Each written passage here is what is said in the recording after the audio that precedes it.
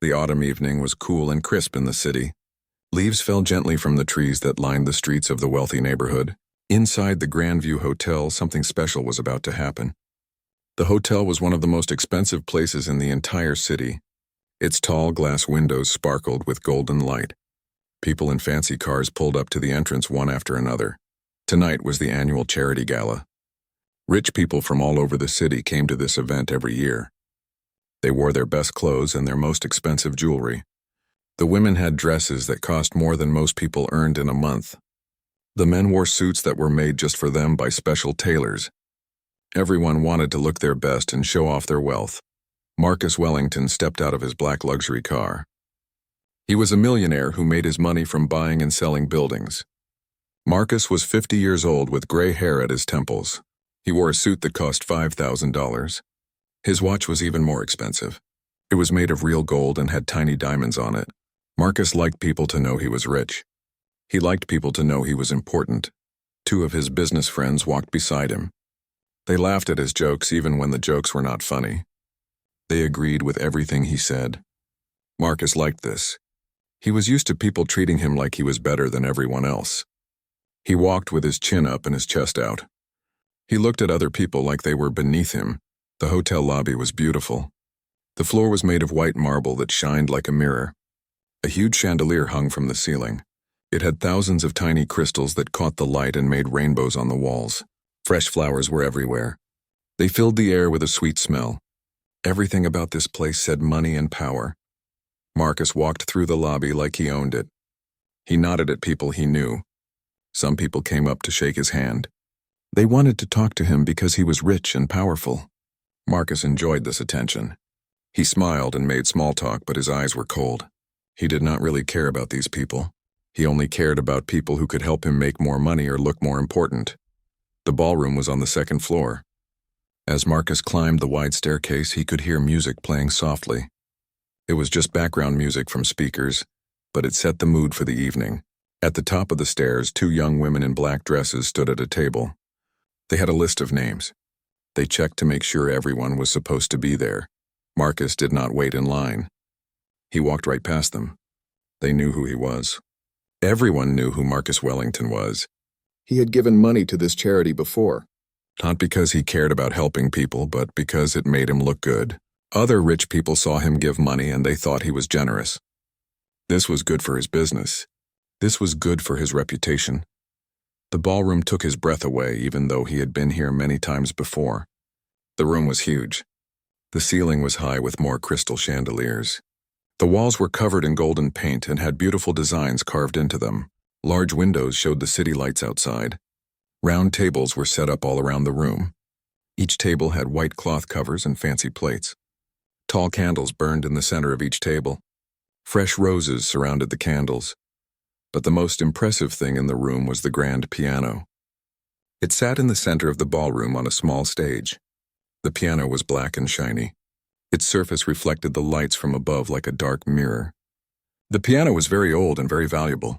It had been played by famous musicians over the years. Tonight, someone would play it for the guests. Marcus took his seat at a table near the front. His friend sat with him. A waiter came by with a tray of champagne glasses. Marcus took one without saying thank you. He drank it quickly and took another. He looked around the room at the other guests. Some he knew, some he did not care to know. He saw business rivals, old friends, and people who wanted to be his friend because of his money. The room filled up slowly. More and more people arrived. They all looked the same to Marcus. Rich people wearing expensive clothes, trying to look important, trying to impress each other. He was bored already and the event had not even started. He checked his expensive watch. They were running late. The pianist was supposed to start playing at 7 o'clock. It was already 10 minutes past 7. A woman in a red dress walked up to the microphone on the stage. She was the event coordinator. Her name was Rebecca Mills. She worked for the charity that was receiving the donations tonight. The charity helped provide music education to schools that could not afford it. Marcus did not really care about music education.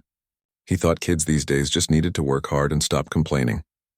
Rebecca spoke into the microphone. Her voice was nervous. She welcomed everyone and thanked them for coming.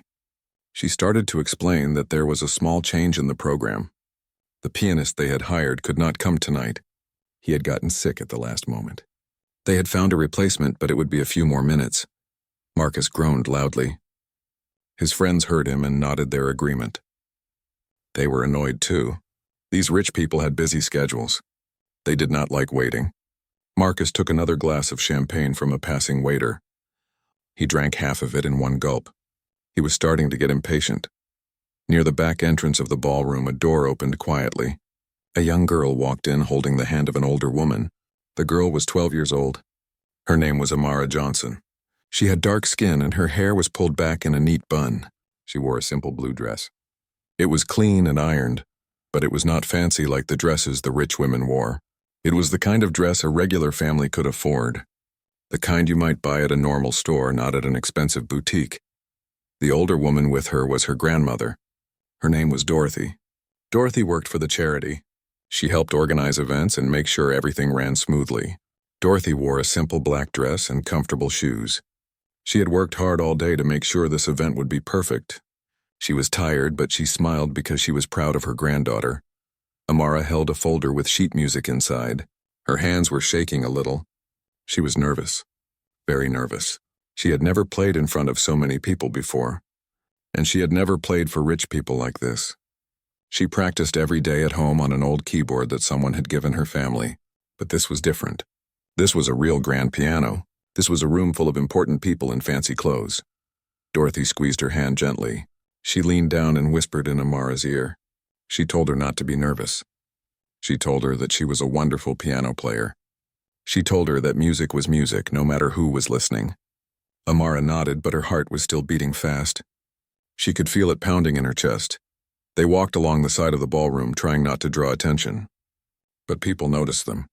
How could they not? Everyone else in the room was dressed in expensive clothes.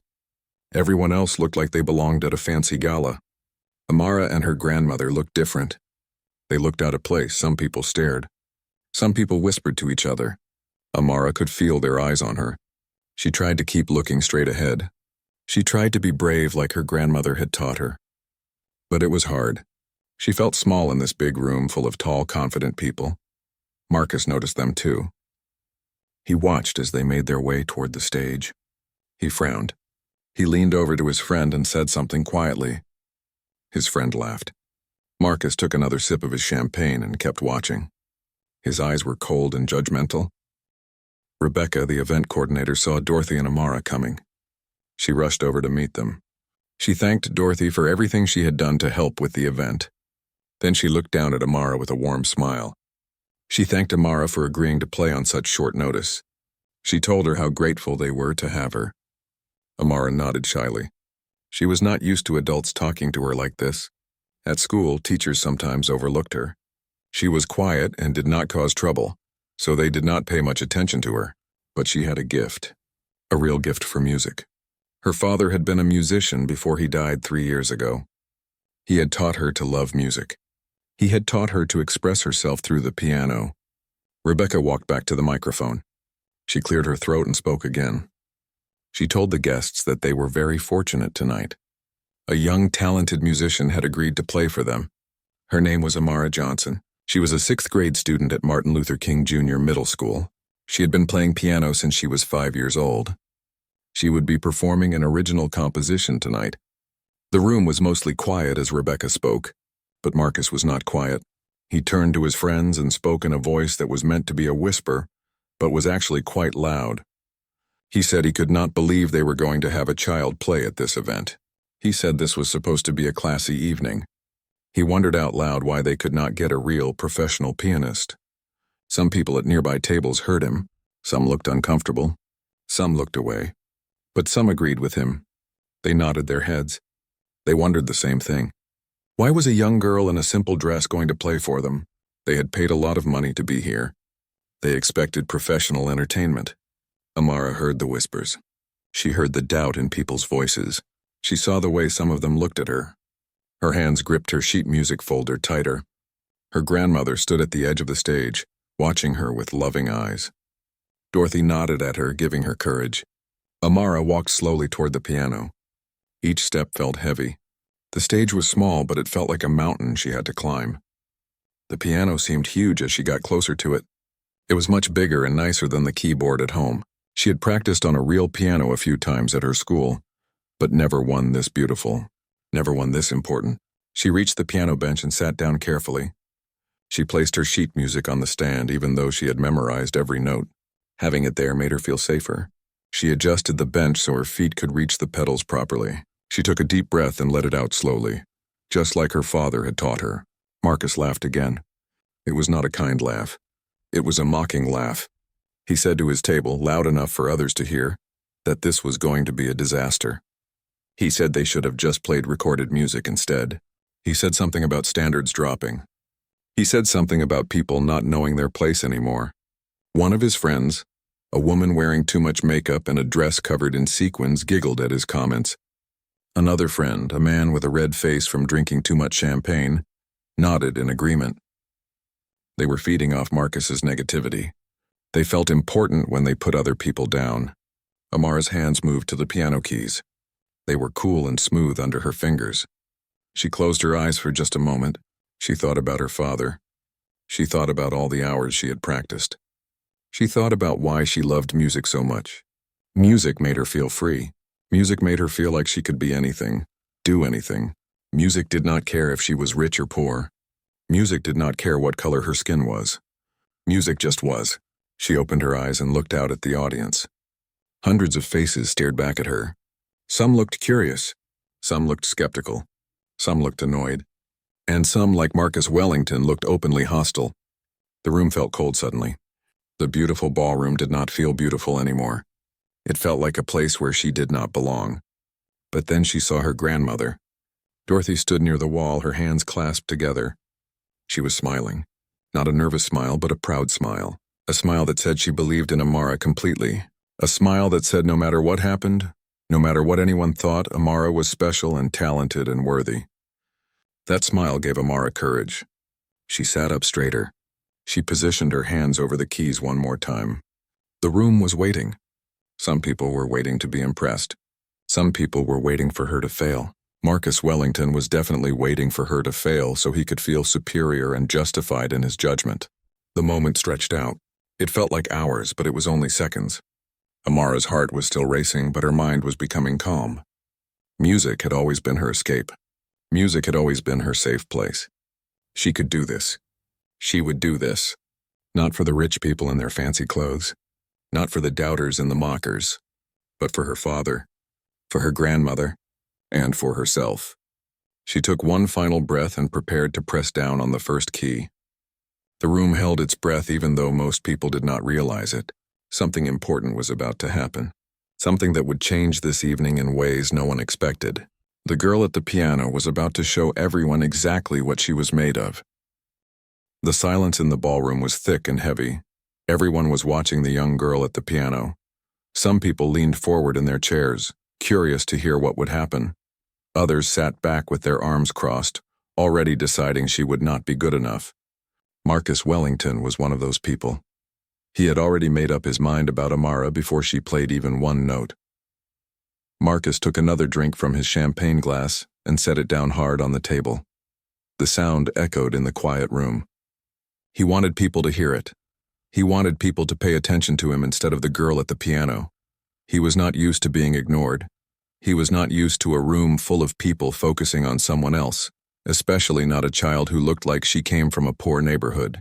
Before Amara could even touch the piano keys, Marcus spoke up. His voice was loud and clear. He was not trying to whisper anymore. He said directly to the people at his table, but loud enough for half the room to hear, that this was ridiculous. He said he could not believe they were wasting everyone's time with this. He said that if he had known a child was going to perform, he would have stayed home. His friend, the man with the red face, laughed loudly at this comment. The woman in sequins covered her mouth and giggled. Other people at nearby tables turned to look at Marcus. Some looked shocked that he would say something so rude out loud. But others smiled and nodded. They were thinking the same thing but were too polite to say it. Marcus was just saying what they were all thinking. Or at least that is what he believed. Rebecca, the event coordinator, heard Marcus's comment. Her face turned red with embarrassment and anger. But what could she do? Marcus Wellington was one of their biggest donors. He had given $50,000 to the charity last year. She could not afford to make him angry. She needed his money. The charity needed his money. So she said nothing. She just stood there with a forced smile on her face, hoping this would all work out somehow. Dorothy, Amara's grandmother, also heard Marcus's words. Her jaw tightened. Her hands clenched into fists. She wanted to march over to that man's table and tell him exactly what she thought of him. She wanted to defend her granddaughter. But she knew that would only make things worse. It would embarrass Amara even more. So she stayed where she was and sent all her love and support to her granddaughter through her eyes. Amara sat frozen at the piano bench. She had heard every word Marcus said. Her hands, which had been resting on the keys, pulled back and dropped into her lap. Her eyes began to sting with tears, but she refused to cry. She would not cry in front of these people. She would not give them the satisfaction of seeing her break down. Marcus was not finished. He seemed encouraged by the laughter from his friends and the nods from other tables. He continued talking, each word sharper than the last. He said that this was supposed to be an elegant event for sophisticated people. He said they came here expecting professional entertainment, not a school recital. He used the word qualified in a way that made it very clear he did not think Amara was qualified for anything. He looked around the room as he spoke, making eye contact with other wealthy guests. He was looking for agreement. He was looking for validation. And sadly, he found some. A few people nodded along. A few people made small comments to their own table companions. The mood in the room was shifting. What had been curiosity was turning into judgment. What had been openness was turning into prejudice. One man at a different table, a lawyer who worked with Marcus sometimes, spoke up. He said in a carrying voice that perhaps they should just skip the live music altogether and move straight to dinner. Several people at his table agreed enthusiastically. They were hungry and they were ready to give up on this part of the evening. They had decided it was not worth their time. Amara felt like the walls were closing in on her. She felt like she could not breathe. All these rich people in their expensive clothes were judging her before she had done anything. They were deciding she was not good enough based on how she looked, based on where she came from, based on the fact that she was just a 12-year-old girl who did not look like them or dress like them. She glanced over at her grandmother. Dorothy's eyes were filled with pain and anger, but also with love and faith. She nodded at Amara, silently telling her to be strong, to not let these people win, to show them what she was made of. But Amara did not feel strong. She felt small and scared and like she wanted to run out of the room and never come back. Marcus stood up from his table. He was enjoying this now. He had an audience, and he loved having an audience. He loved being the center of attention. He walked a few steps toward the stage, his expensive shoes clicking on the marble floor.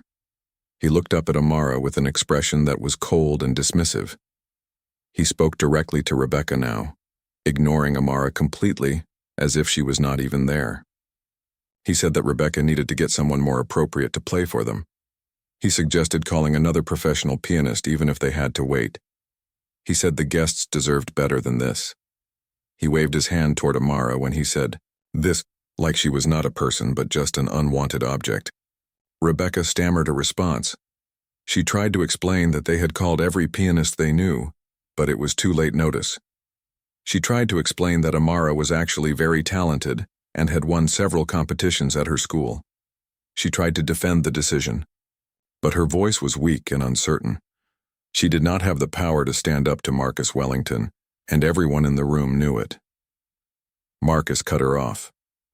He said that school competitions meant nothing. He said that being the best at a poor school was not the same as being actually good. His words were like knives cutting deep. Each sentence was designed to hurt and humiliate. He was not just expressing an opinion. He was actively trying to tear down a child who had done nothing wrong except agree to help when they needed someone. The woman in sequins at Marcus's table joined in. She said in a whiny voice that she had been looking forward to professional entertainment. She said this was not what she paid for. She looked at Amara with disgust, like the young girl's very presence was offensive. She had probably never worked a hard day in her life. She had probably never struggled for anything. But she felt entitled to judge someone who had. More people started to talk among themselves. The whispers grew louder. Some people were uncomfortable with Marcus's behavior and said so quietly to their companions. They thought he was going too far. They thought he was being cruel. But they were too afraid to say anything out loud. They did not want to get on Marcus Wellington's bad side. They did not want to risk their business relationships or social standing. But most people just went along with it. Most people let it happen. Some even encouraged it with their laughter and nods. They were showing their true colors. They were showing that they cared more about appearances and wealth than about kindness or fairness. They were showing that they thought some people were better than others based on money and status and skin color. Marcus turned to face the whole ballroom now.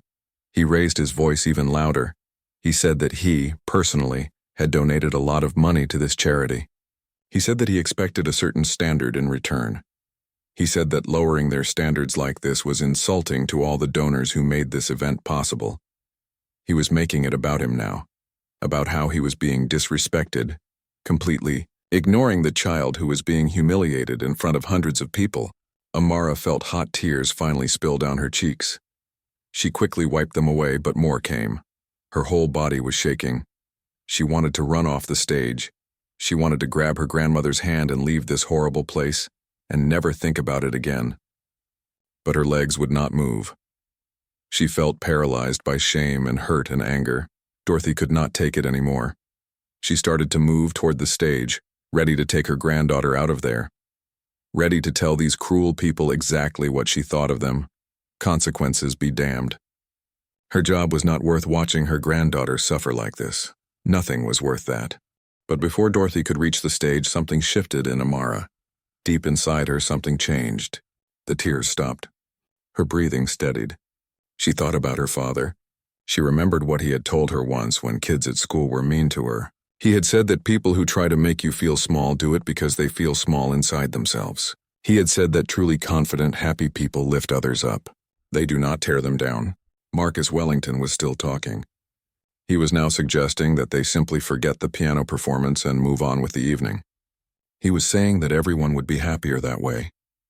He was looking around for agreement, and he was getting it from his circle of friends and several other tables. He thought he had won.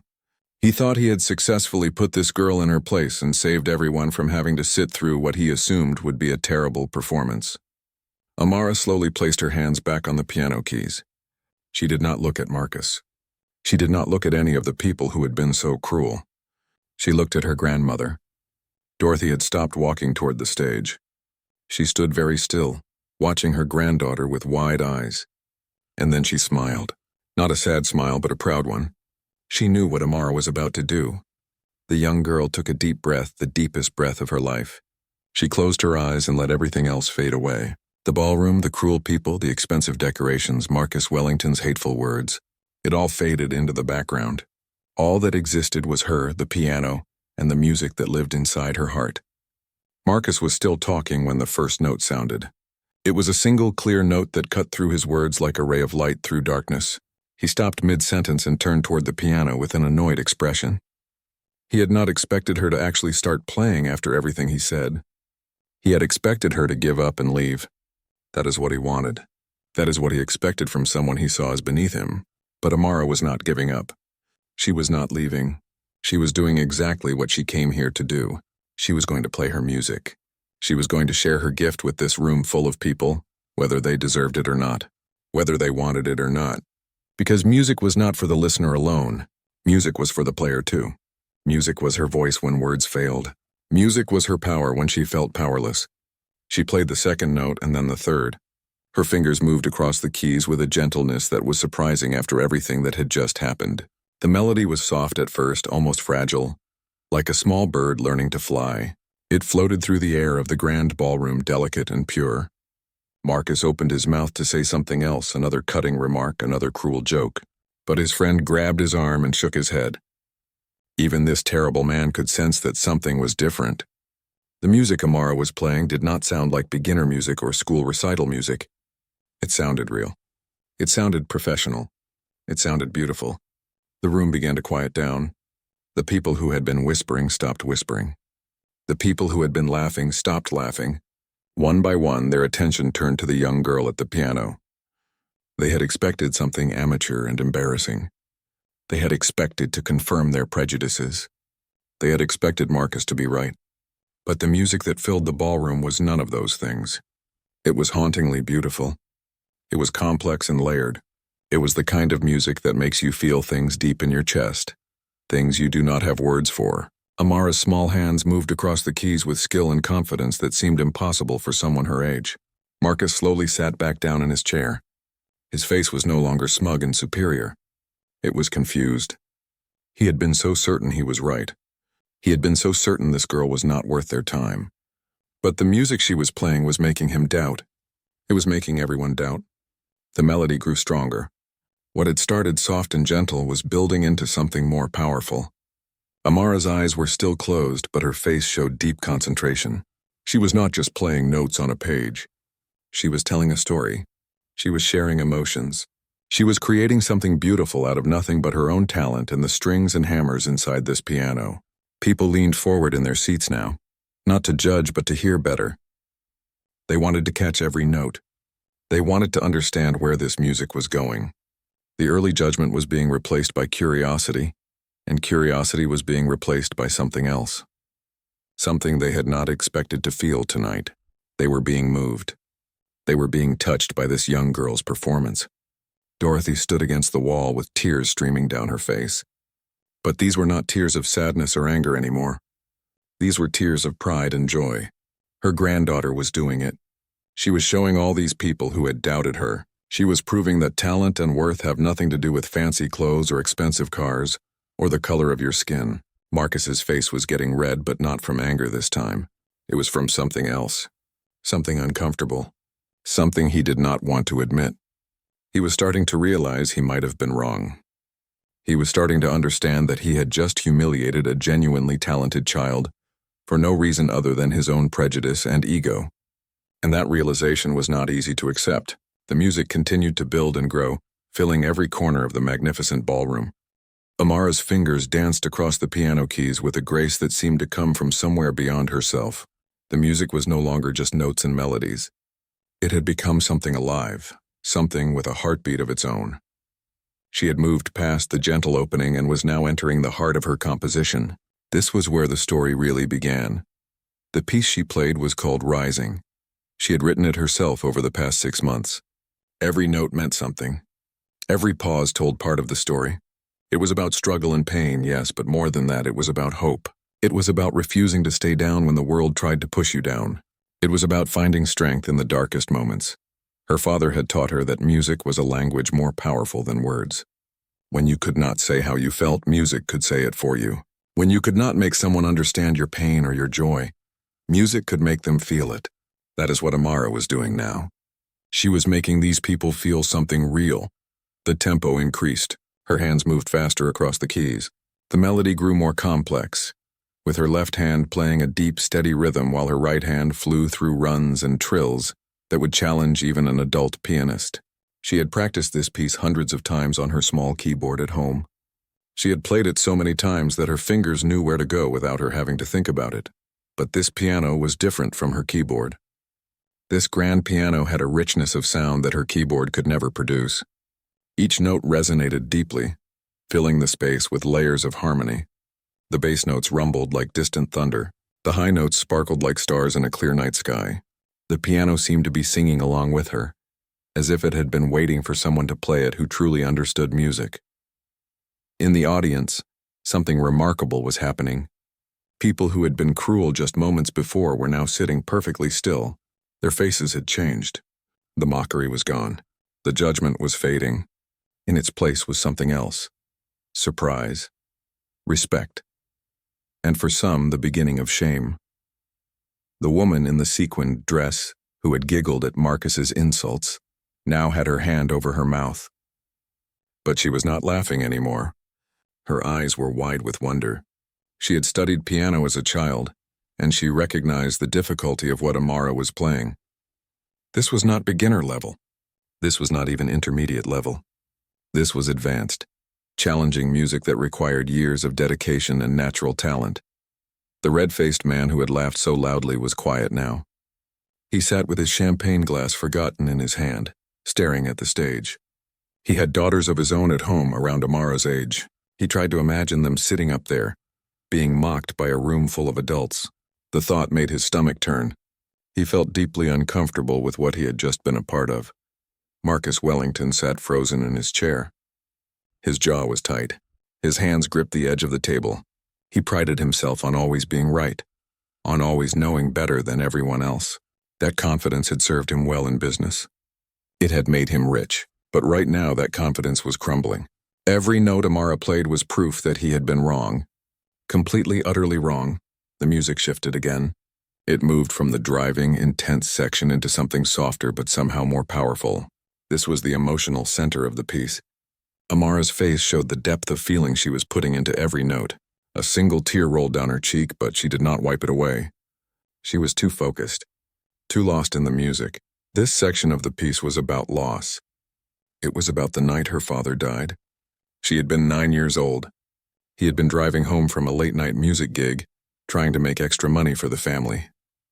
A drunk driver had run a red light. Her father never came home. This part of the music captured that pain, the shock, the emptiness, the feeling that the world had ended. Several people in the audience felt tears forming in their own eyes. They did not know Amara's story. They did not know about her father, but they could feel the emotion in the music. They could sense that this was not just a performance. This was something personal, something real, something that came from a place of true experience and feeling. Dorothy pressed her hand to her heart as she listened. She knew what this section meant. She had been there that terrible night. She had held her daughter as they both cried. She had helped raise Amara after that, stepping in to fill the gap left by her son's death. Hearing her granddaughter express that pain through music was almost too much to bear, but it was also beautiful. It meant that her son's love of music lived on through his daughter. Rebecca, the event coordinator, stood near the stage with tears streaming freely down her face. She had known that Amara was talented. That is why she had asked Dorothy if her granddaughter could perform, but she had not known how talented. She had not known that this young girl could create something so moving, so professional, so absolutely breathtaking. The music began to climb again. This was the transition from grief to healing, from darkness to light. Amara's fingers moved with renewed energy. The melody that had been sad and slow started to lift, started to grow stronger. It was like watching the sun rise after the longest night. It was like feeling hope return after despair. This was the message at the heart of rising. Yes, terrible things happen. Yes, life is unfair and painful sometimes. Yes, people will judge you and hurt you and try to make you feel small, but you can rise above it. You can take that pain and turn it into something beautiful. You can use your gifts to prove them wrong. You can shine so brightly that even those who wanted to see you fail have to acknowledge your light. The volume swelled. Amara's whole body moved with the music now. Her foot worked the sustain pedal expertly, letting notes ring out and blend together. Her hands stretched to reach chords that seemed too big for someone her size. But she reached them. She played them perfectly. The piano sang under her command. Marcus felt something he rarely felt. Regret. Deep, uncomfortable regret. He thought about everything he had said just minutes ago. He thought about how he had tried to humiliate this child in front of hundreds of people. He thought about the cruelty in his words, the contempt in his voice. And for what? Because she was not dressed like the other performers he had seen? Because she was young and black and came from a poor neighborhood? Because he had assumed she could not possibly be as good as someone from his world? He had spent his whole life judging people by their appearances, by their bank accounts, by the schools they went to and the cars they drove and the neighborhoods they lived in. It had served him well in business, or so he thought. It had helped him stay on top, stay ahead, stay powerful. But right now, listening to this extraordinary music coming from a girl he had tried to shame, he realized how much his prejudices had blinded him, how much beauty and talent he had probably missed over the years because he was too arrogant to look past the surface. Around the ballroom, phones began to appear. People were recording the performance. They held up their devices to capture this unexpected, incredible moment. Some were live streaming to their social media accounts. Others were just recording for themselves, wanting to preserve this memory. The video quality varied, but the audio was clear. Amara's music was being captured and would soon be shared with people far beyond this room. A music professor from the city's most prestigious conservatory sat 3 tables away from Marcus. Her name was Dr. Elizabeth Chen. She had been invited to the gala by a friend and had come reluctantly, expecting a boring evening of small talk and mediocre entertainment. But now she sat forward in her chair, her trained ear picking up every nuance of Amara's performance. Dr. Chen had taught piano for 30 years. She had trained dozens of students who had gone on to professional careers. She had heard thousands of performances, from beginners to virtuosos, and what she was hearing now was exceptional. Not just good for a 12-year-old. Not just surprisingly competent, but genuinely remarkably exceptional by any standard. The technical skill was obvious. The fingerwork was clean and precise. The timing was perfect. The dynamics showed careful control and artistic maturity. But beyond the technical aspects, there was something more. There was an emotional intelligence in the playing that usually took decades to develop.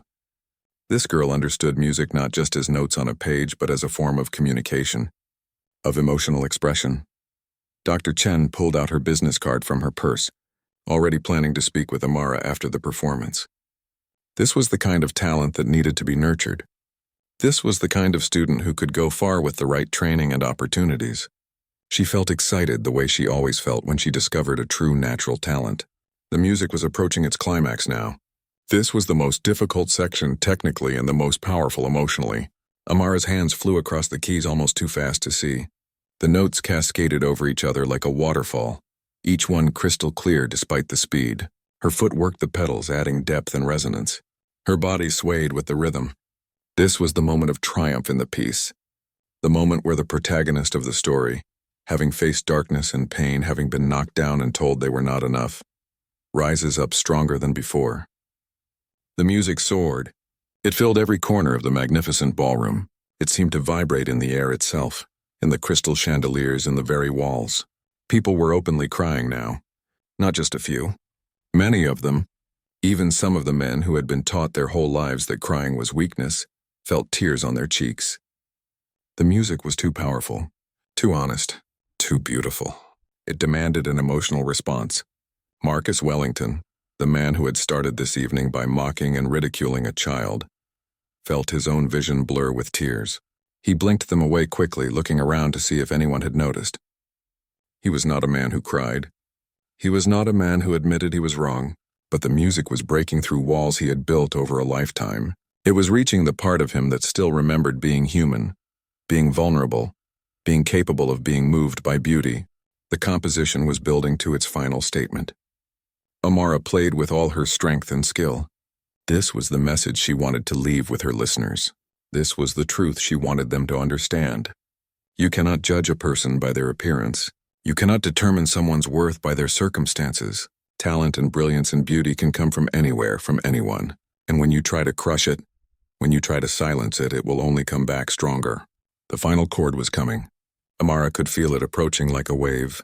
Every note before this had led to this moment. She played the ascending run that led into the final statement of the main theme. Her hands moved in perfect synchronization, her right hand playing the melody while her left hand provided a powerful driving accompaniment. And then she reached the final chord. It was big and full, using most of the piano's range. She struck all the notes at once with perfect timing and let them ring out. She held the sustain pedal down, allowing the sound to fill the room completely before slowly fading away. The sound seemed to hover in the air, reluctant to end before finally disappearing into silence. Amara held her hands above the keys for a moment after the sound had faded. Her chest was rising and falling with deep breaths. She had given everything to this performance. She had poured her heart and soul into every note. She was exhausted but also strangely at peace. Whatever happened now, she had done her best. She had proven to herself that she belonged at this piano, in this room, playing this music. The silence after the last note faded was profound. It lasted for several seconds that felt like an eternity. Nobody moved. Nobody breathed. The entire ballroom was frozen in a moment of shared experience, a moment of having witnessed something truly special. And then someone started to clap. The first person to clap was Dr. Elizabeth Chen. The music professor. She stood up from her chair and brought her hands together with force, the sound echoing through the still silent ballroom. Her applause was not polite or measured. It was enthusiastic and genuine. It was the kind of applause you give when you have just witnessed something extraordinary. For a moment, she was the only one standing, the only one clapping. But then another person joined her, and then another. Like a wave spreading across water, people began to rise from their seats. The applause grew louder and louder. Within seconds, the entire ballroom was on its feet. Hundreds of people who had been sitting in judgment just minutes before were now giving Amara a standing ovation. The sound was deafening. Hands clapped together, creating a thunder of approval. Some people were shouting, "Bravo!" Others were wiping tears from their eyes even as they clapped. The crystal chandeliers seemed to shake with the noise. It was a complete transformation from the cold, cruel atmosphere that had filled the room before Amara began to play. Amara sat at the piano, stunned. She slowly turned to look at the audience, her eyes wide with disbelief. She had expected some polite applause, maybe. She had hoped people would at least not boo her. But this overwhelming response? She had never imagined it. Her hands shook as she stood up from the piano bench on trembling legs. Dorothy was crying openly now, her face wet with tears of joy and relief and pride. She pushed through the people standing near her and rushed toward the stage. She climbed the few steps and gathered her granddaughter into her arms, holding her tight. She whispered in Amara's ear, telling her how proud she was, how amazing she was, how she had shown everyone what she was made of. The applause continued. It went on and on, not dying down even after Amara and her grandmother embraced. People did not want to stop clapping. They wanted Amara to know how much her performance had moved them. They wanted to make up for the cruelty she had experienced before she played. They wanted to apologize through their applause. Dr. Chen made her way toward the stage, weaving between tables. She was a small woman but determined, and she moved with purpose. She reached the stage and waited politely for Dorothy to release Amara from the hug. When the grandmother stepped back, Dr. Chen extended her hand to Amara with a warm smile. She introduced herself, speaking loudly to be heard over the still clapping audience. She told Amara that she taught at the Rothman Conservatory, the most prestigious music school in the city. She told her that in 30 years of teaching, she had rarely heard a performance so technically skilled and emotionally mature. She asked Amara where she had studied, who her teacher was. Amara looked down shyly, suddenly feeling small again despite the applause still echoing around her. She told Dr. Chen the truth. She did not have a formal teacher. She could not afford lessons. Everything she knew her father had taught her before he died. After that, she had taught herself using books from the library and videos she found online. She practiced every day on an old electronic keyboard that someone had donated to her family after her father passed away. Dr. Chen's eyes widened in shock. She looked from Amara to Dorothy and back again, making sure she had heard correctly. Self-taught? On an electronic keyboard? This level of skill and musicality without formal training or even a real piano? It seemed impossible. It seemed like something from a fairy tale. But looking at this young girl in her simple dress, Dr. Chen knew it was true. The applause was finally starting to die down. People were sitting back in their seats, though the energy in the room was still electric. Everyone was talking at once, discussing what they had just heard. The mood had completely changed. Where there had been judgment and prejudice, there was now excitement and admiration.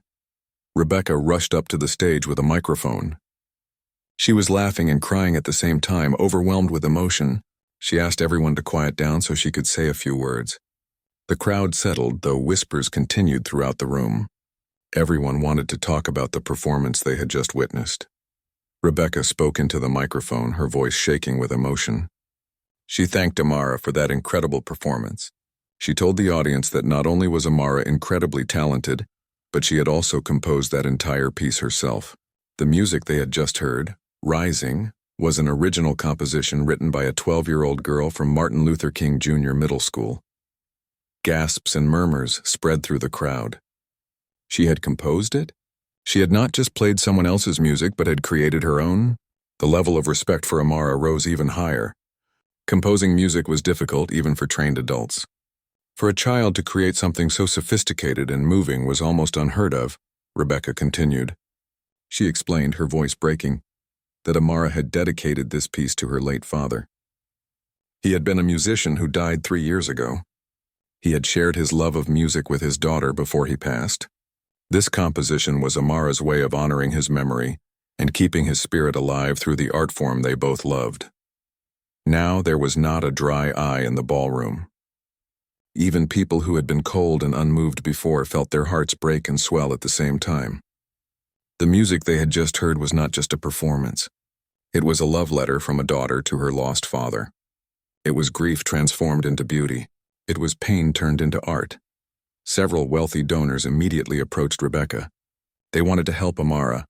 They wanted to donate money for piano lessons, for a real piano, for whatever she needed. One woman, who owned a chain of department stores, offered to pay for Amara to attend the Rothman Conservatory. A man who ran a tech company said he would buy her the finest piano available. Another couple wanted to set up a scholarship fund in her name. The generosity was overwhelming. Just minutes ago, these same people had been ready to dismiss Amara entirely. Now they were throwing money at her, wanting to be part of her story. It was a strange transformation, and not everyone's motives were pure. Some genuinely wanted to help.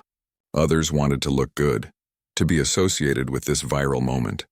Because yes, it was already going viral. People's phones had been recording. Some had live-streamed the performance to their social media followers. Even as Amara stood on the stage, feeling overwhelmed by all the attention, the videos were being shared across the internet.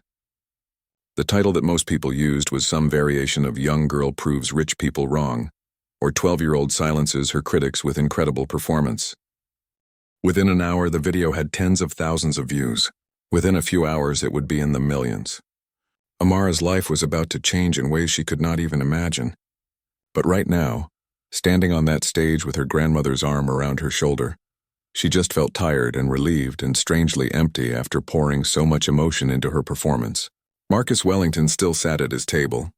Unlike everyone else who had rushed forward to praise Amara and offer help, he remained in his seat. He had clapped when everyone else clapped. He had stood when everyone else stood.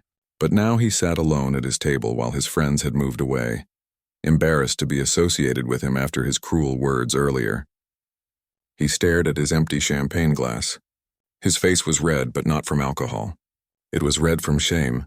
Deep, burning shame that seemed to spread from his chest to his face to the tips of his fingers. Every word he had said before the performance echoed in his mind. Every cruel joke, every dismissive comment, every attempt to humiliate a child who had done nothing wrong. He had been so certain he was right. He had been so sure that this girl was not worthy of performing at their event. He had judged her entirely on her appearance, her age, her background. He had not given her a chance. He had tried to silence her before she could even speak through her music. And he had been completely, utterly, humiliatingly wrong. The red-faced man who had been Marcus's friend earlier in the evening walked past Marcus's table without stopping. He did not want to be associated with Marcus right now. The woman in sequins had already left the event entirely, too embarrassed by her earlier behavior to stay. Marcus sat alone, isolated by his own prejudice and cruelty. He watched as people surrounded Amara on the stage. He watched as they praised her and offered help and took pictures with her. He watched as Dr. Chen spoke animatedly with Dorothy, clearly discussing Amara's future training. He watched as Rebecca hugged Amara and thanked her for saving the event. He had tried to ruin this girl's night, possibly her life. Instead, he had only revealed his own ugliness to everyone in the room. A waiter approached his table to refill his champagne. Marcus waved him away. He did not want more alcohol. He did not want to blur what he was feeling. As uncomfortable as it was, he needed to feel this. He needed to sit with the shame and regret. Maybe it would teach him something. Maybe it would change him. Or maybe he would go back to being exactly who he was as soon as this feeling faded. On the stage, Amara was starting to feel overwhelmed by all the attention. So many people wanted to talk to her, to congratulate her, to offer help. It was wonderful but also exhausting. She was just a 12-year-old girl who loved music. She had not expected any of this. She had just wanted to play her piano and honor her father's memory. Dr. Chen seemed to sense Amara's discomfort. She gently guided her away from the crowd, asking if they could sit and talk somewhere quieter. Dorothy agreed immediately, grateful that someone was looking out for her granddaughter's well-being instead of just using her as an opportunity for social media content or charitable tax deductions. They found a small side room off the ballroom and closed the door behind them. muffling the noise from the party. Dr. Chen sat down with Amara and spoke to her gently, treating her like the child she was despite the incredible talent she possessed. She asked about her practice routine, her musical education, her goals. Amara answered honestly. She practiced 2 hours every day after school, sometimes more on weekends. She had learned music theory from library books. She watched masterclass videos online whenever she could find them for free. She composed by experimenting, trying different combinations of notes until something sounded right. Her goals? She just wanted to keep playing. She wanted to get better. She wanted to make music that made people feel something. Dr. Chen listened carefully to every word. Then she made Amara an offer. She wanted Amara to audition for the Rothman Conservatory's Young Scholars Program.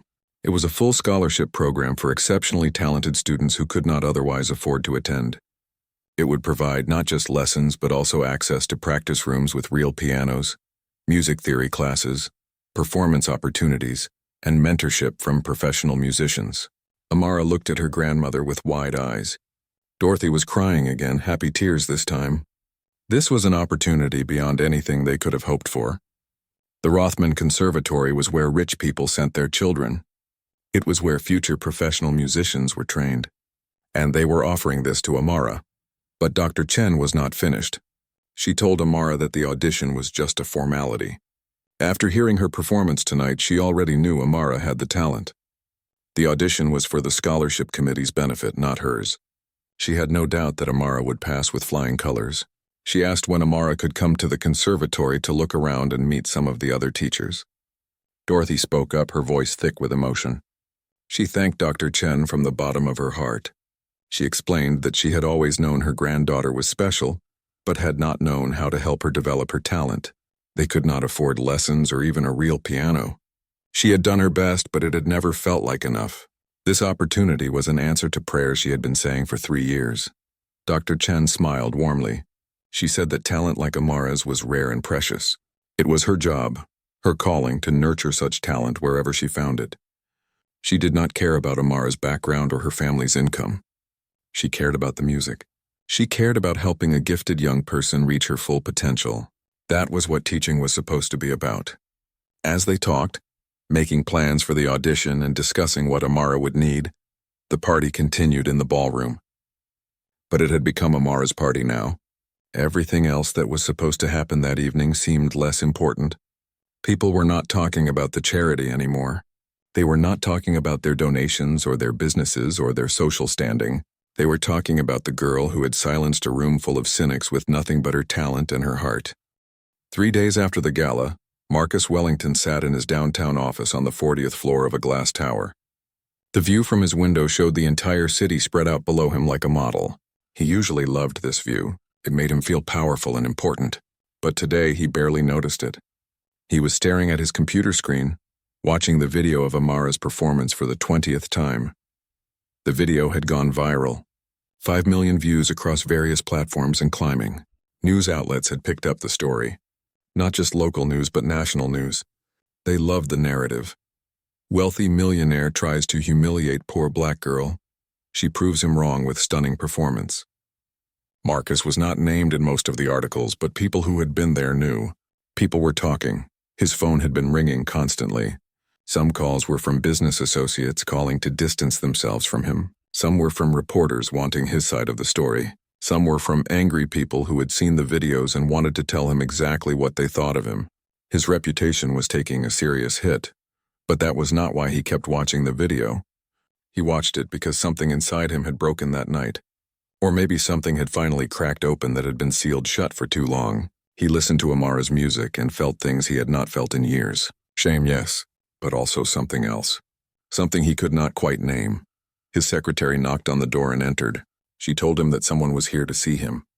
He had not scheduled any appointments today. He was not in the mood to see anyone. But before he could say no, the person walked in behind his secretary. It was Dorothy, Amara's grandmother. Marcus stood up quickly, surprised and uncomfortable.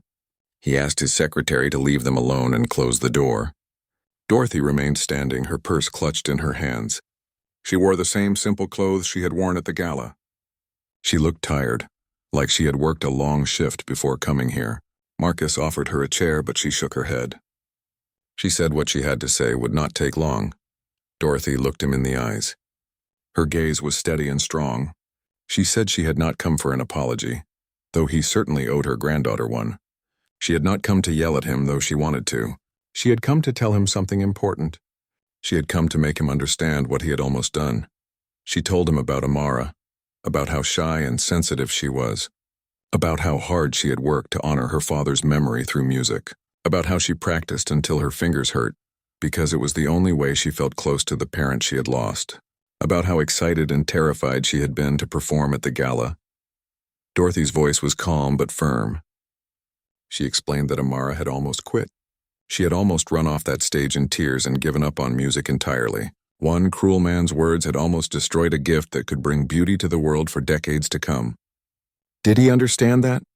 Did he understand the weight of what his prejudice had nearly cost? Marcus felt his throat tighten. He tried to speak, but no words came out. He nodded instead, unable to trust his voice. Dorothy continued. She said that Amara was strong, thank God. Strong enough to push through and prove herself. But what about the next child? What about all the talented people he had dismissed over the years because they did not look right or sound right or come from the right place? She asked him a question that hit him like a punch to the gut. She asked how many brilliant minds, how many incredible talents, how many beautiful souls had he crushed under the weight of his prejudice? How many had he turned away from his businesses or looked down on at parties or dismissed without a second thought? How much had he lost because he could not see past his own narrow view of who mattered and who did not? Marcus sat down heavily in his chair. His legs felt weak. He had built an empire, yes. He had made millions of dollars. He had climbed to the top of his industry. But at what cost? How many opportunities had he missed? How many connections had he failed to make? How many people could have enriched his life if he had just been willing to see them as equals? Dorothy was not finished. She said that Amara had forgiven him. That sweet child with her generous heart had already forgiven the man who tried to humiliate her in front of hundreds of people. But Dorothy was not sure she had forgiven him. She was not sure he deserved forgiveness. She was not sure anything he could do would make up for the cruelty he had shown. Then she said something that surprised him. She said that despite all that, she hoped he would change. She hoped this experience would transform him into a better person. Not for her sake or even for Amara's sake, but for his own sake. Because living with that much hate and prejudice in your heart was a poison. It hurt the person carrying it most of all. And she would not wish that on anyone, not even him. Dorothy placed something on his desk. It was a card with information for the charity that helped fund music education in underfunded schools. She said if he truly wanted to make amends, if he truly wanted to change, he could start there. Then she turned and walked out of his office without waiting for a response.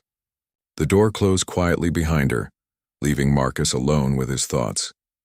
He picked up the card and stared at it for a long time. Then he opened his computer and went to the charity's website. He read about their mission, about the schools they helped, about the children who got to learn music because of donations. He thought about Amara teaching herself on an old keyboard because her family could not afford lessons. He thought about all the other Amaras out there, with gifts that might never be discovered because they did not have resources or opportunities. Marcus picked up his phone and called his accountant. He told him to prepare a transfer, $1 million to the music education charity. His accountant asked if he was sure. That was a very large donation. Marcus said he was sure. He was very sure. In fact, set up a scholarship fund too. A full scholarship to the Rothman Conservatory for one student every year who could not otherwise afford it. Name it the Amara Johnson Music Scholarship. His accountant was silent for a moment, surprised. Marcus Wellington was known for making strategic donations that benefited his business reputation. But this was different. This was substantial money going to help children he would never meet, children who could never help his business. The accountant said he would take care of it right away. Marcus hung up and sat back in his chair. It was a start. Just a start. Money was easy for him. He had plenty of it. Real change would be harder. Real change would require him to examine every belief he had built his life on. Every assumption he had made about people. Every prejudice he had carried without questioning it. Over the next few weeks, Marcus did something he had never done before. He listened. He read books about racism and prejudice. He attended diversity workshops that his company had always offered. but that he had always dismissed as unnecessary. He talked to people who were different from him. Really talked to them. Really listened to what they had to say. It was uncomfortable. It was painful. He had to face ugly truths about himself and about the society he lived in. He had benefited from systems that oppressed others. He had climbed up by stepping on people he deemed lesser. He had contributed to the problem even when he thought he was just being practical or realistic. His friends noticed the change and did not like it. They made jokes about him becoming woke and soft. They said he was having some kind of midlife crisis. Some stopped calling him altogether. Marcus found that he did not miss them as much as he thought he would. Those friendships had been shallow anyway, built on shared wealth and status rather than any real connection. 1 month after the gala, Amara had her audition at the Rothman Conservatory. She was terrified, even more nervous than she had been at the gala. But she played beautifully. The scholarship committee was unanimous in their decision. She was accepted with a full scholarship, exactly as Dr. Chen had promised. The conservatory held a small ceremony to welcome the new scholarship students. Marcus asked Rebecca, the event coordinator from the gala, if it would be appropriate for him to attend. He wanted to see Amara receive her scholarship. He wanted to apologize to her properly if she would let him. Rebecca checked with Dorothy first. After some discussion, they agreed he could come. Marcus arrived at the conservatory on a bright Saturday morning. The building was beautiful, all old stone and tall windows. Inside, the walls were decorated with portraits of famous musicians who had studied there. The sound of piano and violin and voices practicing filtered through the halls, creating a symphony of learning and dedication. The ceremony was held in a small recital hall. About 50 people were there, new students, their families, teachers, and donors. Marcus sat in the back, not wanting to draw attention to himself. He watched as each scholarship student was called up to receive their acceptance letter and a small award. When Amara's name was called, she walked to the front with her grandmother beaming beside her. Dr. Chen spoke about Amara's exceptional talent and the incredible performance at the gala. She mentioned how that performance had inspired people across the city and beyond. She announced that a new scholarship had been established in Amara's name, which would help one student attend the conservatory every year. The audience applauded. When she finished playing, the applause was thunderous. Marcus stood and clapped until his hands hurt, tears streaming down his face. He was not ashamed of the tears anymore. He had learned that crying was not weakness, that showing emotion was not shameful, that being moved by beauty was a gift, not something to hide. After the performance, Amara came down from the stage and people surrounded her with praise and congratulations. Marcus waited until the crowd cleared. When she saw him, she smiled and walked over. They had developed an unlikely friendship over the past 2 years. Not close, but real, built on honesty and mutual respect and the shared knowledge that they had both been transformed by that terrible and wonderful night. Amara told him she had dedicated the new composition to everyone who had supported her journey. That included him, she said. He had made mistakes, terrible ones, but he had owned them. He had changed. He had used his power and privilege to help others instead of putting them down. That mattered. That meant something. Marcus thanked her, his voice thick with emotion. He said that she had saved him that night, though she probably did not realize it. She had saved him from a life of shallow prejudice and wasted opportunities. She had shown him what really mattered. Not money or status or power, but connection, compassion, the ability to recognize and nurture beauty wherever you find it.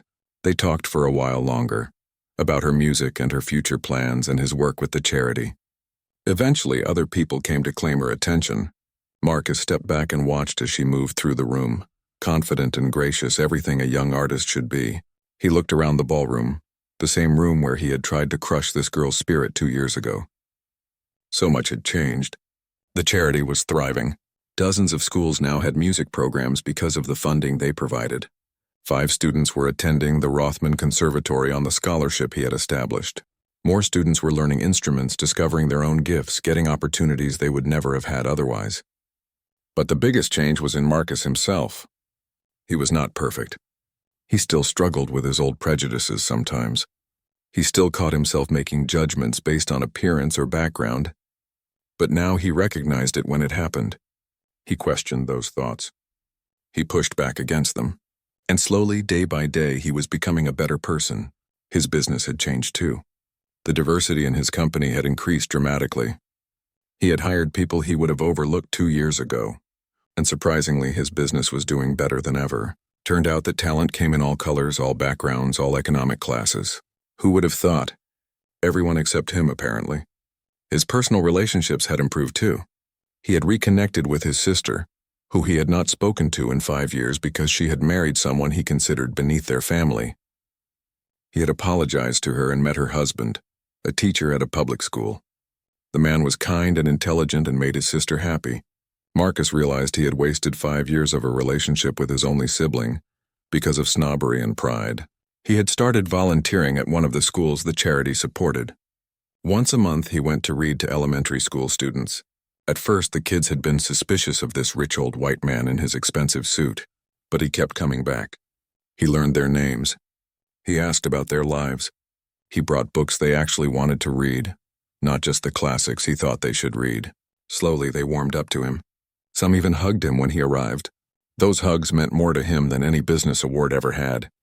Marcus thought about his legacy often now. Before, he had assumed his legacy would be his business empire, the buildings he had bought and sold, the money he had made. But those things felt empty now. Buildings would eventually be torn down. Money would be spent or inherited. None of it would really matter in 100 years. But the lives he touched, the opportunities he created, the students who got scholarships and went on to do great things, that would ripple forward in ways he could not even imagine. Every child who learned music might teach another child someday. Every person who got an opportunity might create opportunities for others. That was a legacy worth building. As the evening wore on, people began to leave the gala. They thanked Marcus for hosting such a wonderful event. They congratulated him on the work the charity was doing. He accepted their thanks with humility, always making sure to redirect credit to the people who did the actual work: the teachers, the program coordinators, the volunteers. Before Amara left with her grandmother, she gave Marcus a small gift. It was a recording of Second Chances that she had made just for him. She said he could listen to it whenever he needed a reminder of how far he had come and how far he could still go. Marcus held the CD carefully like it was made of gold. In a way, it was more valuable than gold.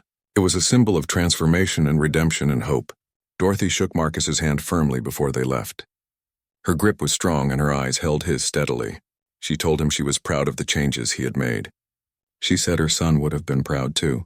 He had always believed in the power of second chances, in the possibility of redemption. Seeing Marcus prove that belief right would have made him happy. Marcus watched them leave. Grandmother and granddaughter walking side by side. Dorothy's arm was around Amara's shoulders protectively, just as it had been that first night. But Amara walked taller now, more confident. She knew her worth.